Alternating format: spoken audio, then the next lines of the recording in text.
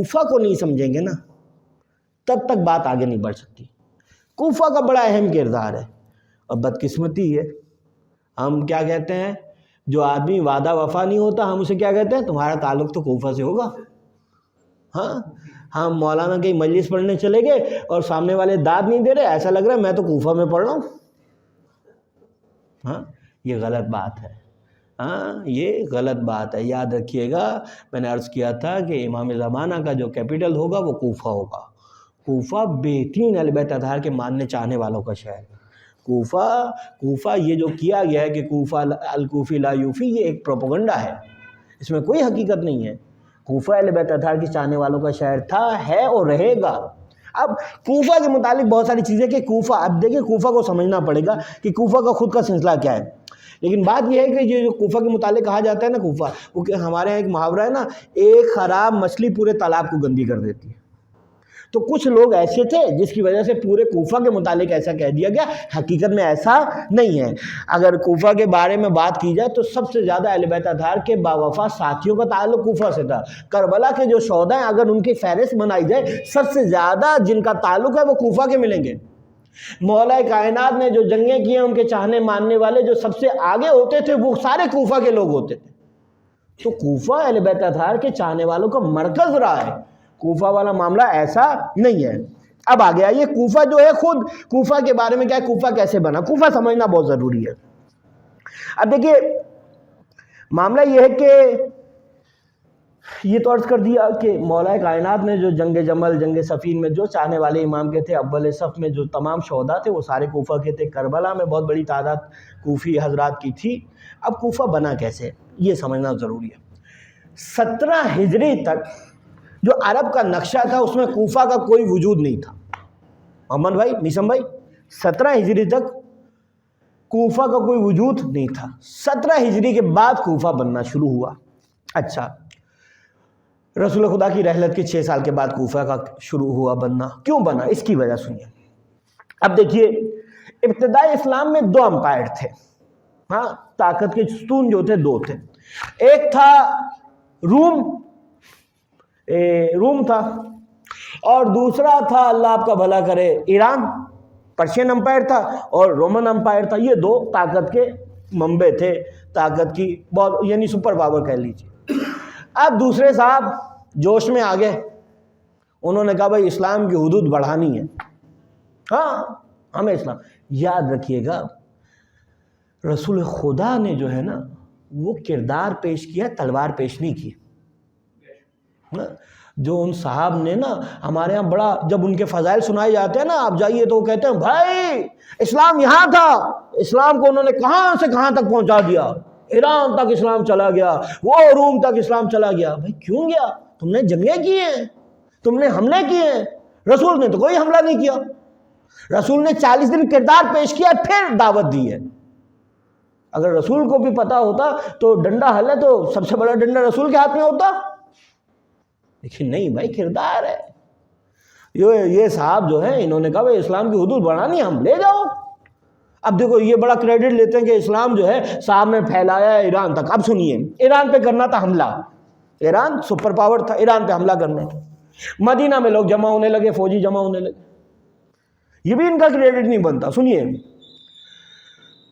فوجی جمع ہونے لگے، بہت سارے فوجی جمع ہونے لگے، بھائی ایران پہ حملہ کرنا ہے، ایران پہ حملہ کرنا ہے، اچھی خاصی ہزاروں کا مجمع لگ گیا۔ اب اسے لیڈ کون کرے؟ جیسے بات آئی کہ لیڈ کرنا ہے تو سارے پیچھے ہٹ گئے۔ ایسے دوڑنے کے تو یہ لوگ ماہر ہیں نا بھائی، ہاں کہا بھائی لیڈ ویڈ والا معاملہ نہیں کریں گے۔ اس کی وجہ کیا تھی؟ اس کی، علی بھائی ناراض تو نہیں ہو رہے، برا تو نہیں لگ رہا نا؟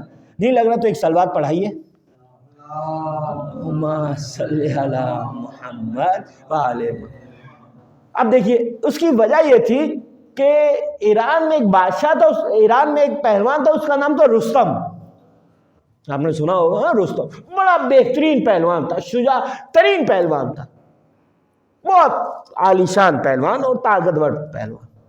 اب جو سربراہ بنے گا وہاں سے وہ لیڈ کرے گا، دونوں کا ٹاکرا ہوگا اور معاملات خراب ہو جائیں گے۔ اب لوگوں نے کہا بھائی ہم تو نہیں بنیں گے سربراہ۔ اتنے میں ایک مجاہد، ایک مرد مجاہد، ایک شجاع ترین آدمی، اس نے کہا میں کروں گا لیڈ، ان کا نام کیا تھا؟ ابو عبیدہ ثقفی، جناب مختار کے والد۔ یہ جو ایران فتح ہوا ہے، اسلام گیا ہے، یہ جناب مختار کے والد کا کریڈٹ ہے۔ وہ صاحب تو بس جو ہے سیٹ پہ بیٹھے تھے، سمجھ لیں آپ۔ اللہ والا کو نے کہا بھائی میں کروں گا، وہ بھائی ان کی سربراہی میں بھیج دیا گیا قافلہ۔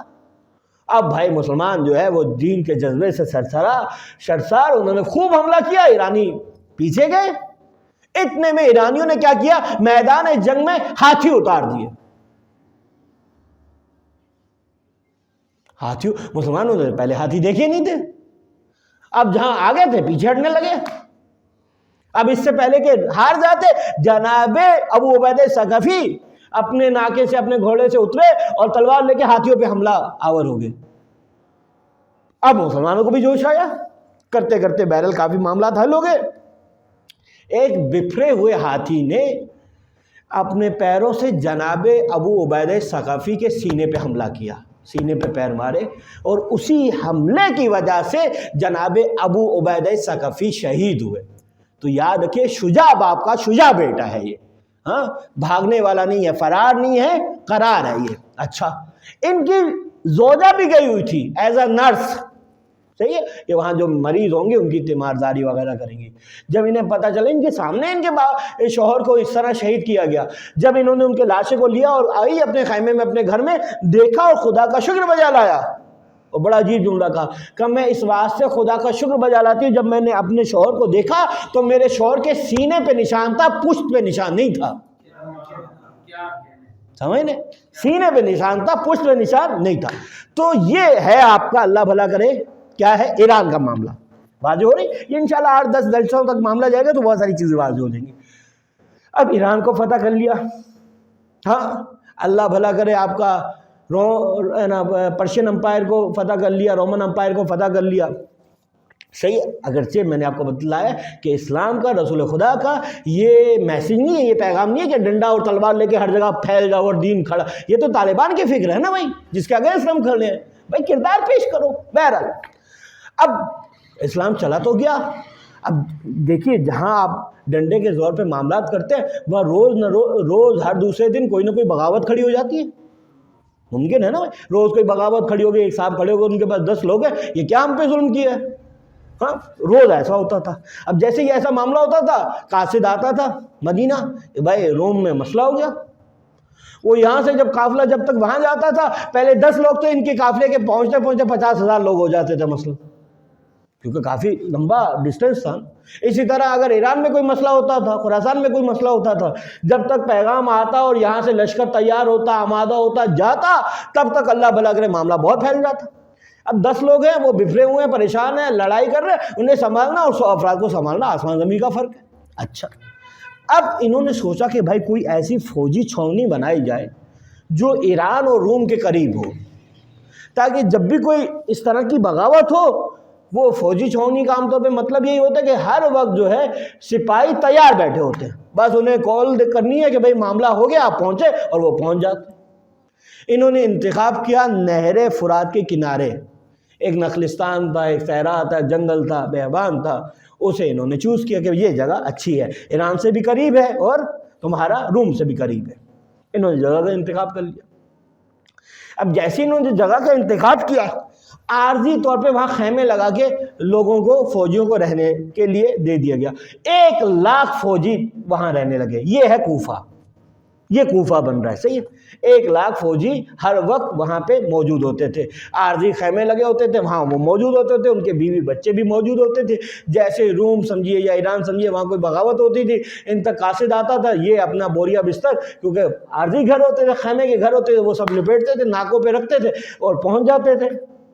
ایران جانا ہے، روم جانا ہے، وہاں 2 4 10 دن، مہینہ 2 مہینے بغاوت ختم ہوئی، واپس آ گئے۔ تو یہ ان کی زندگی تھی۔ تقریباً سارے جو ہے اکثریت وہ عرب النسل تھے، انتہائی شجاع بہادر ترین لوگ تھے، صحیح، یہ ہے۔ چلتا رہا اسی طرح سلسلہ۔ ایک بار کیا ہوا، آگ لگ گئی، صحیح ہے، آگ لگی، سارے خیمے جل گئے۔ پھر انہوں نے کیا کیا، بانس کی مدد سے کچھ بہتر اور خیمے اور گھر ٹائپ کے عارضی گھر بنا لیے، اس میں یہ لوگ رہنے لگے۔ پھر کیا ہوا کہ فروس آنے لگے یہاں پہ، یعنی کہ فارسی آنے لگے۔ پہلے تو یہ تقریباً عرب تھے، 1 لاکھ کا لشکر تھا، فارسی آنے لگے.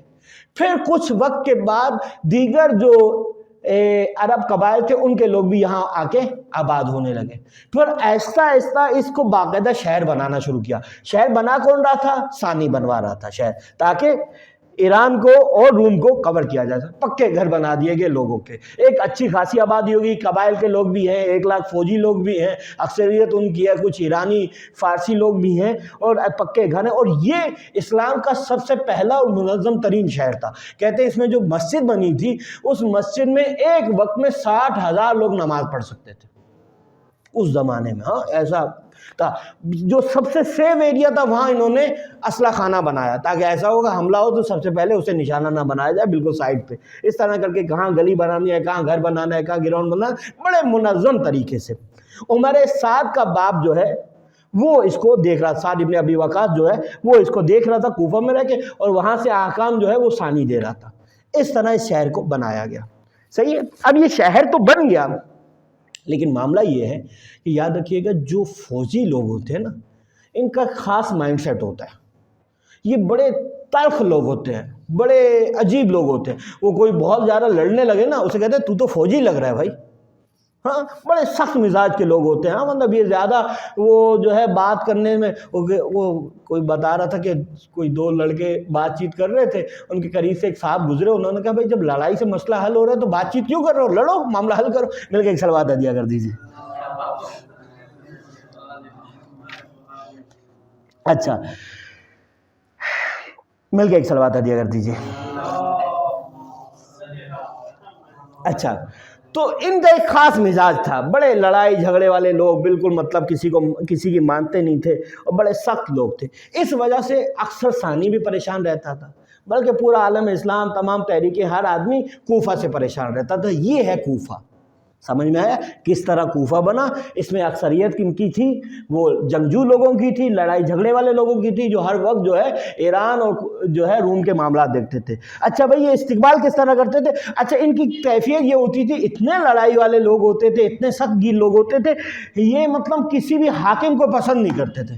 ہر دوسرے دن انہیں نیا حاکم چاہیے ہوتا تھا. جیسے کوئی حاکم آیا، 1-2 دن میں کوئی لڑائی جھگڑا ہوا، بس چینج کرو بھائی، نیا حاکم چاہیے.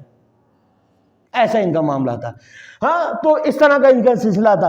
اور اگر کوئی حاکم انہیں پتہ چلا کہ مدینہ سے کوئی حاکم آ رہا ہے، ہمارے لیے والی بنا کے بھیجا جا رہا ہے، اور یہ انہیں ایکسیپٹ نہیں کرے، بھائی اچھا آدمی نہیں ہے، تو یہ کیا کرتے تھے؟ اسے کوفہ میں گھسنے بھی نہیں دیتے تھے. ہاں کوفہ کے دروازے پہ کھڑے ہو کے پتھر مارنے لگ جاتے تھے، وہ بیچارہ خود ہی واپس چلا جاتا تھا. یہ ان کا مزاج تھا.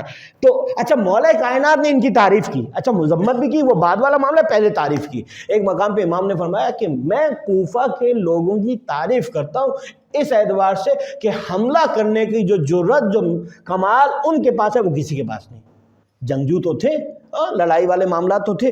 امام نے اس حوالے سے ان کی وہ کی تعریف. ثانی اکثر ان کے مزاج کی وجہ سے انسان ڈرتا رہتا تھا، پریشان رہتا تھا. ایک بار بہت پریشان تھا. اقبا نے پوچھا بھائی کیوں پریشان ہو؟ تو اس نے کہا کہ بھائی بات یہ ہے کہ یہ جو کوفہ ہم نے آباد تو کر دیا ہے، ہاں 1 لاکھ اب تو زیادہ آبادی ہوگی، جنگجو ہیں، انہوں نے مدد بھی کی روم اور ایران کے معاملات کے لیے، لیکن اب وہ جو ہے وبال جنگ بن گئے. اب ہوتے ہیں نا اسٹیبلشمنٹ بھی بہت سارے لوگوں کو کھڑا کر دیتی ہے، جب وہ جوان ہو جاتے ہیں پھر وہ ڈرنے لگ جاتی ہے، یہ کیا کر دیا ہم نے، ہمارا ملک تو ایسے ہی چلتا ہے نا. بہرحال تو وہاں بھی ایسے ہی تھا، بنا دیا، اب ڈر رہے ہیں، پریشان ہو رہے ہیں، وہ اب کیا کریں. تو وہ بہرحال اس طرح اکثر و بیشتر پریشان رہتا تھا. خلیفہ ثالث کے بارے میں ملتا ہے، خدا لعنت کرے، بہرحال وہ اس کے بارے میں ملتا ہے کہ ایک مرتبہ اس نے جو ہے ایک آدمی کو بھیجا حاکم بنا کے، بھائی تم جاؤ اور تم والی ہو آج کے بعد کوفہ کے. انہوں نے اندر ہی نہیں گھسنے دیا. ایسی کی تیسی اس کی، ہاں نہیں آنے دیں گے ہم. او پتھر مارے اور اسے بگا دیا. حتیٰ کہ حاکم شام ایک بار اپنے وزیر سے کہنے لگا کہ بھئی یہ کوفہ جو ہے بہترین جنگجو لوگ ہیں، بہترین تلوار چلانے کا ہنر ہے، اگر ان کو ہم نے خرید لیا نا تو ہم بہترین ہر جگہ حکومت کر سکتے ہیں. تو وزیر نے کہا بھئی ان کو خریدنا آسان ہے لیکن انہیں سنبھالنا بڑا مشکل کام ہے. ہاں یہ کسی کے نہیں ہوتے، جب ان کا دماغ گھومے گا کہیں سے کہیں نکل جائیں گے. اور حتیٰ کہ حاکم شام لعین نے اپنے بیٹے یزید کو وصیت میں کیا لکھا تھا سنیے گا. ہاں دیکھیں کوفہ کیا ہے، ذرا سمجھیے کوفہ. اس نے بس یہ آخری بات ہے، اس نے باقاعدہ ایک خط لکھا تھا، وصیت لکھی تھی کہ بھائی دیکھو ہر ایک سے جنگ لڑ لینا، کس سے جنگ چاہتے ہو لڑ لینا، میں نے بہت مال جمع کر لیا ہے، بہت پیسہ ہے تمہارے پاس، جہاں پیسہ لوٹانا ہے جنگ کرنی ہے سب کر، لیکن کوفہ والوں سے کبھی جنگ نہیں لڑنا۔